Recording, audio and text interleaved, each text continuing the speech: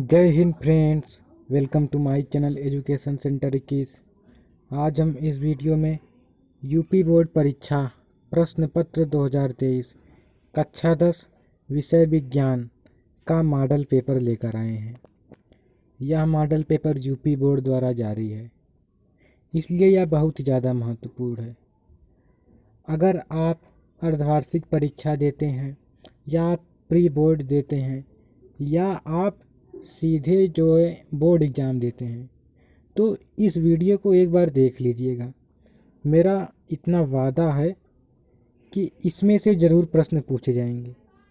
यहाँ पर बहुत ही महत्वपूर्ण प्रश्न दिए गए हैं। तो इस साल यूपी बोर्ड ने पेपर का पैटर्न भी चेंज कर दिया था, तो इसलिए निर्देश को पढ़ना आवश्यक है।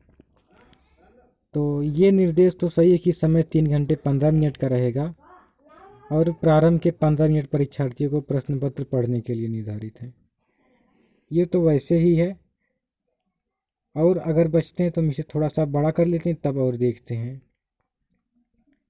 यह प्रश्न पत्र 3 खंडों में विभाजित है, जो कि का, खा एवं गा है। प्रत्येक खंड का पहला प्रश्न बहुविकल्पी है। प्रत्येक खंड के सभी प्रश्नों को एक साथ करना आवश्यक है। ये बहुत ही इम्पोर्टेंट है। और प्रश्नों के निर्धारित अंक उनके सम्मुख दिए गए हैं और उत्तरों की पुष्टि स्वच्छ एवं नामांकित चित्रोत्तर रासायनिक समीकरण द्वारा करना है। यह तो आपको करना है ये। तो जैसा कि आप सभी लोग जानते हैं, और अगर नहीं जानते हैं तो जान लीजिए कि इस साल आपको बोर्ड एग्ज़ाम जो आएंगे वो प्रथम जो 20 प्रश्न होंगे वो बहुविकल्पी होंगे और 50 नंबर के वर्णनात्मक प्रश्न आएंगे। तो चलिए हम शुरू करते हैं, साथ साथ में इसका आंसर भी आपको हम बताते जाएंगे। इसे पहले थोड़ा सा और हम बड़ा कर लेते हैं ताकि आपको और क्लियर दिख सके। तो जैसा कि अब आप लोग पहला प्रश्न देख सकते हैं, यदि वस्तु का प्राप्त प्रतिबिंब छोटा व आभासी हो तो प्रयुक्त दर्पण होगा। तो जैसा कि आप सभी लोग जानते हैं, और अगर नहीं जानते तो जान लीजिए कि उत्तल दर्पण हमेशा वस्तु का प्राप्त प्रतिबिंब छोटा व आभासी बनाता है। मानव नेत्र वस्तु का प्रतिबिंब कहाँ बनाती है? तो मानव नेत्र वस्तु का प्रतिबिंब रेटिना पर बनाती है, जिसे हम हिंदी में कहते हैं दृष्टि पटल। चलिए अब आगे बढ़ते हैं। अब तीसरा है कि विद्युत ऊर्जा तुल्य होती है। वैसे तो हम विद्युत ऊर्जा यानी आई बराबर हम क्या जानते हैं? आई बराबर हम जानते हैं क्या है, क्यों अपान टी। लेकिन जब हम इसे और ज़्यादा सिंप्लीफाई करते हैं और तब ये वाला मान आता है कि v²/t/r। विद्युत बल्ब में प्रयुक्त तंतु बना होता है। विद्युत बल्ब में प्रयुक्त तंतु टंगस्टन का बना होता है। फिर पांचवा प्रश्न जीवाश्म ईंधन है। जीवाश्म ईंधन क्या है? तो जीवाश्म ईंधन कोयला एवं पेट्रोलियम से बनता है, इसलिए इसका आंसर हो जाएगा कोयला एवं पेट्रोलियम। अब ये छठा प्रश्न, डायनेमो उत्पन्न करता है। बता देते हैं कि डायनेमो यानी विद्युत जनित्र। विद्युत जनित्र को हम लोग डायनेमो भी कहते हैं। तो ये क्या उत्पन्न करता है? आवेश, बी विद्युत वाहक बल, सी वैद्युत क्षेत्र, डी चुंबकीय क्षेत्र। अगर आप लोग इसका आंसर जानते हैं तो कमेंट में बताइएगा, अगर नहीं जानते तो हम कमेंट में इस आंसर को पिन कर देंगे। फिर सातवां प्रश्न है कि किलोवाट घंटा किस भौतिक राशि का मात्रक है? किलोवाट घंटा किसका मात्रक है? तो किलोवाट घंटा ऊर्जा का मात्रक है। किसका मात्रक है? ऊर्जा का। अब आप यहाँ पर देख सकते हैं कि उपखंड खा यहाँ से शुरू होता है। उपखंड खा का मतलब कि ये हमारे रसायन विज्ञान से लिया गया है। तो रसायन विज्ञान का पहला प्रश्न है बहुविकल्पी में कि कॉपर सल्फेट के जलीय विलयन के पीएच का मान क्या होगा? तो उसका मान जो है 7 से कम होगा। तो 7 से कम कौन है? ये ए वाला है। अगर 7 से कम है तो क्या होगा? तो अम्लीय होगा। नवा, नवसादर की कास्टिक सोडा के साथ अभिक्रिया नीचे दी गई है। नवसादर को हम NH4Cl यानी अमोनियम क्लोराइड भी कहते हैं। जब हम इसकी अभिक्रिया NaOH के साथ कराते हैं तो NaCl बनता है। NaCl यानी साधारण नमक, और प्लस जल बनता है। यहाँ पर प्लस जेड दिखाया गया है, हमें जेड को बताना है कि वह जेड और क्या बनता है। तो वह जेड और NH3 यानी अमोनिया बनता है। NH3 को हम अमोनिया कहते हैं। फिर उसके बाद अगला प्रश्न है कि निम्न में से किसमें कार्बन कार्बन के मध्य द्विआबंध यानी डबल बॉन्ड पाया जाता है। तो कार्बन कार्बन के मध्य डबल बॉन्ड एथीन में पाया जाता है। किस में पाया जाता है? एथीन में पाया जाता है।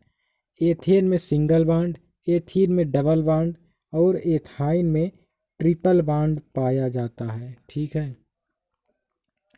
अब अगला 10वां प्रश्न है, निम्न में से कौन सी संयोजन अभिक्रियाएं हैं। संयोजन अभिक्रियाएं की मतलब कि दो या दो से अधिक तत्व या यौगिक मिलकर एकल उत्पाद का निर्माण करते हैं, या दो से अधिक उप अभिकारक मिलकर एकल उत्पाद का निर्माण करते हैं। तो यहाँ पर आप देख सकते हैं कि ये अकेले यहाँ पर एक टू KClO3 जो कि 2KCl प्लस 3O2 में बदल रहा है। तो ये नहीं होगी संयोजन ये होगी MgO प्लस H2O मिलकर MgOH का होल ट्वाइस बना रहे हैं। तो ये दूसरी तो होगी, और अभी हम तीसरी और चौथी देखते हैं। तो यहाँ पर अब तो जो तीसरी है 4Al प्लस 3O2 मिलकर 2Al2O3 बनाता है। ये भी है संयोजन अभिक्रिया, लेकिन ये जिंक प्लस फेरस सल्फेट मिलकर जिंक सल्फेट प्लस फेरम बनाता है। फेरम का मतलब आयरन होता है, बनाता है। तो ये तो प्रतिस्थापन अभिक्रिया हो गई। तो संयोजन अभिक्रिया कौन हुई? वो दूसरी वाली और ये तीसरी वाली। तो विकल्प में देखते हैं कौन दूसरा है, किस विकल्प में दूसरे और तीसरे दी गई। तो जैसा कि आप लोग देख सकते हैं ऑप्शन डी में दूसरा विकल्प तथा तीसरा विकल्प दोनों दिया गया, तो हमारा आंसर डी हो जाएगा। अब हम आगे बढ़ते हैं। हमारा अगला प्रश्न है 12वां वाला कि निम्न में से कौन सा कथन सत्य नहीं है, अर्थात कि इन चारों कथन में से कौन सा कथन गलत है। तो पहला है कि सभी धातु कार्बोनेट अम्ल से अभिकृत होकर लवण जल तथा कार्बन डाइऑक्साइड उत्पन्न करते हैं। ये बात तो सही है एकदम। सभी धातु ऑक्साइड जल से अभिकृत होकर लवण तथा अम्ल उत्पन्न करते हैं, ये बात गलत है। यानी हमारा यही आंसर ये दूसरा वाला हो जाएगा। हमें गलत की पहचान करनी थी, तो ये गलत दूसरा वाला ऑप्शन है। ठीक है। तो हम तीसरा पढ़ते हैं। हम थोड़ा सा इसे बड़ा कर लेते हैं।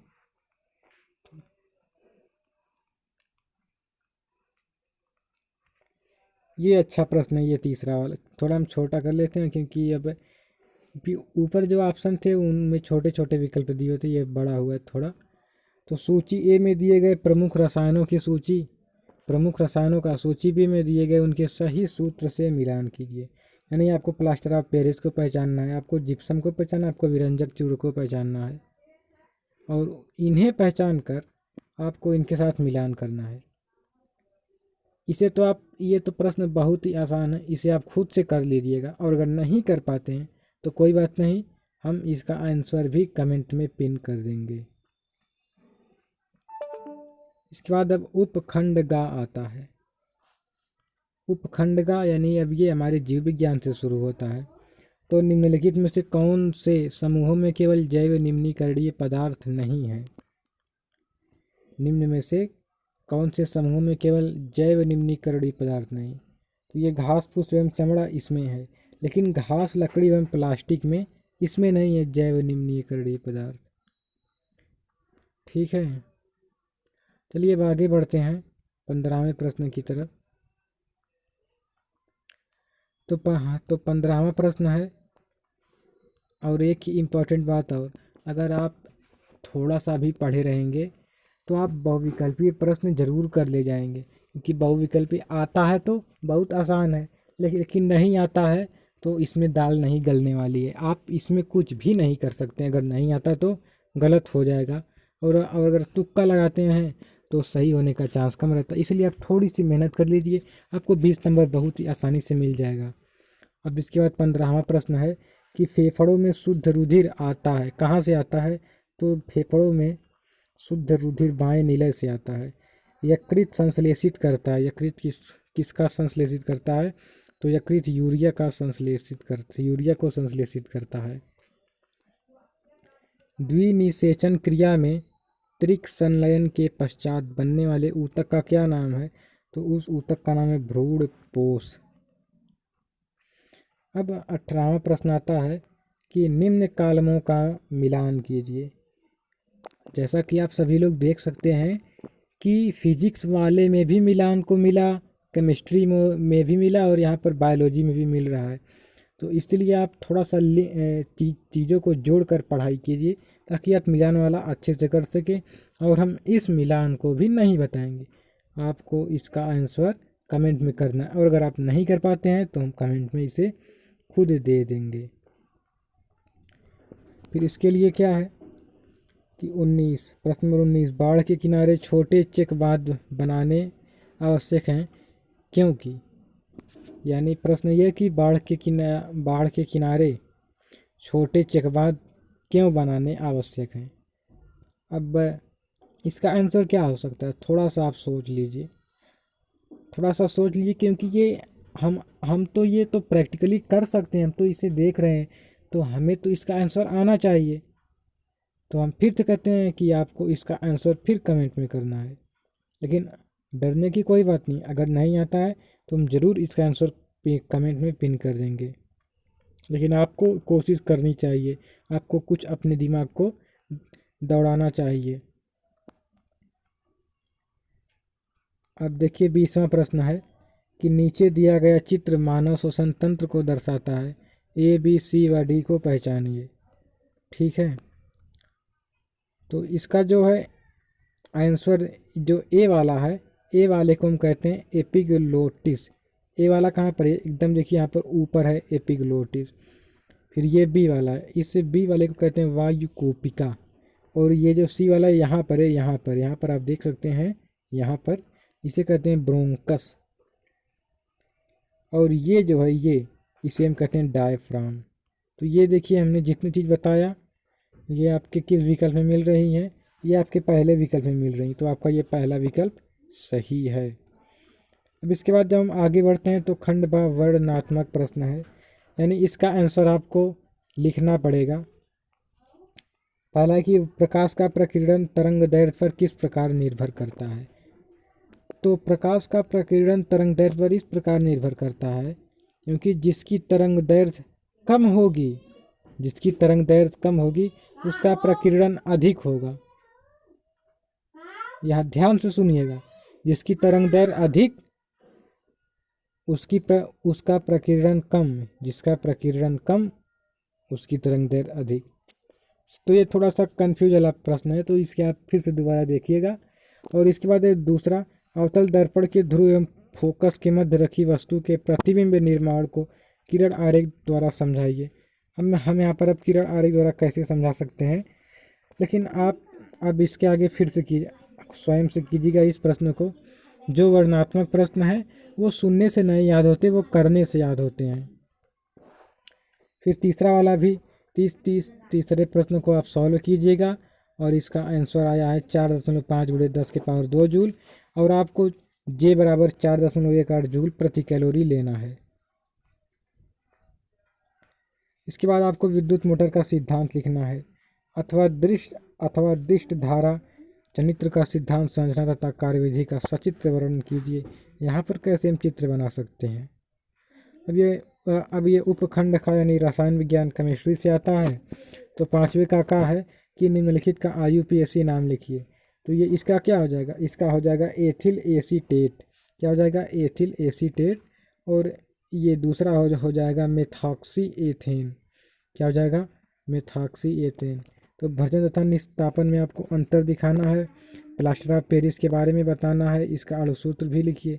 अगर आप देखिए, अगर आप थोड़ा सा सूत्र को याद करते चलेंगे तो देखिए, प्लास्टर ऑफ पेरिस का एक सूत्र यहाँ पर भी पूछा है और ऊपर भी पूछा था, तो इससे आपको 2 नंबर का प्रश्न यहाँ पर हो जाएगा। फिर 7वां प्रश्न है, एथिलीन बनाने की प्रयोगशाला विधि का सचित्र वर्णन करना है। आपको चित्र बनाने की अच्छी प्रैक्टिस होनी चाहिए, क्योंकि एग्जाम में चित्र से संबंधित कई प्रश्न पूछ लिए जाते हैं। और अगर आप चित्र बनाने में थोड़ा सा हिचकिचाते हैं तो आप इन पर संक्षिप्त टिप्पणी भी कर सकते हैं, क्रियात्मक समूह पर, एल्कीनों का ओजोनीकरण पर, या समजाति श्रेणी या एस्टरीकरण पर। अब उपखंड ग, यहाँ पर अब बायोलॉजी से संबंधित प्रश्न आए रहते हैं। यहाँ पर देखिए दांत से संबंधित पूछा गया है, प्रकृति में कायिक जनन, वाष्पोत्सर्जन, ये लघु उत्तरी प्रश्न 4-4 नंबर के पूछे गए हैं। और दीर्घ उत्तरी प्रश्न, ये देखिए लैमार्कवाद का उदाहरण सहित वर्णन कीजिए।